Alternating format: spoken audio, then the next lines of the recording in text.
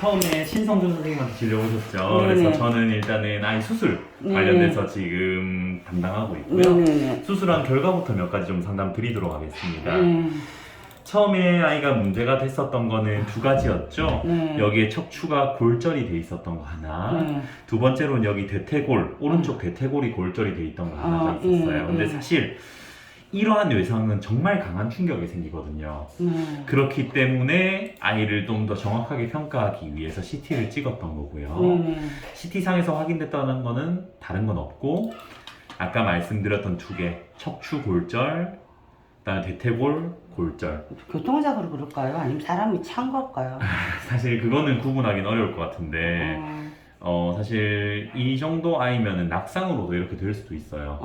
그래서 뭔가 그런 나쁜 그런 행위들 말고 그냥 아이가 낙상을 했었어도 충분히 생길 수 있을 것 같아요. 아직 어리니까 그죠? 맞습니다. 네네. 그래서 결과는 일단 보면은 대퇴골은 이렇게 수술 잘 됐죠. 그래서 핀 박아서 요거 두 개 고정해 놨고요.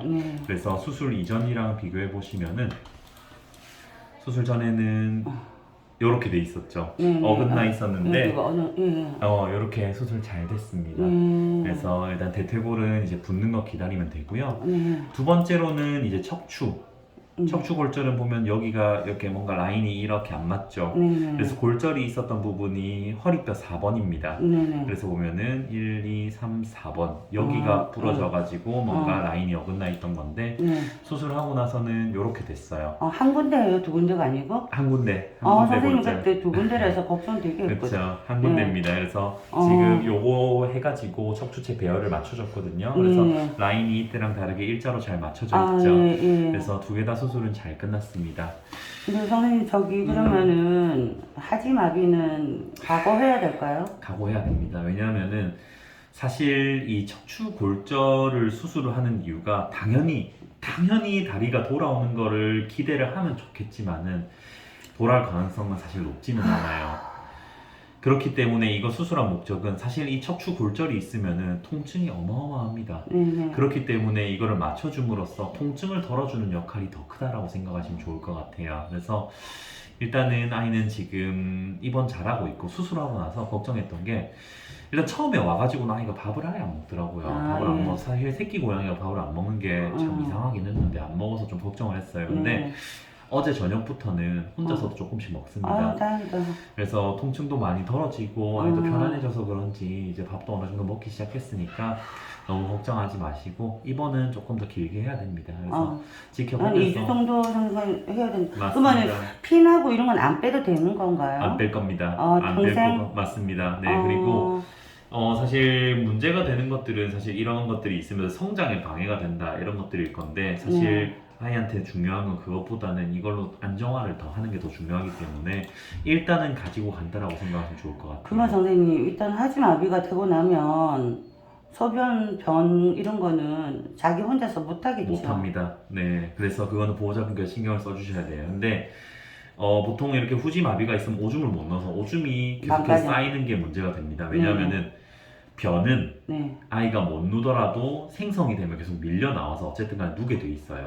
근데 오줌은 그게 안 되거든요. 그래서 오줌이 가득 차면서 신부전이 생기는 경우들이 있어요. 그게 문제가 되는데 제가 안 그래도 그쪽으로 하지마비 해가지고 오줌 누르는 거 갖고 집에서 인형 가지고 연습을 하고 있긴 한데 근데 오드는 압박 변형이 굉장히 쉬워요.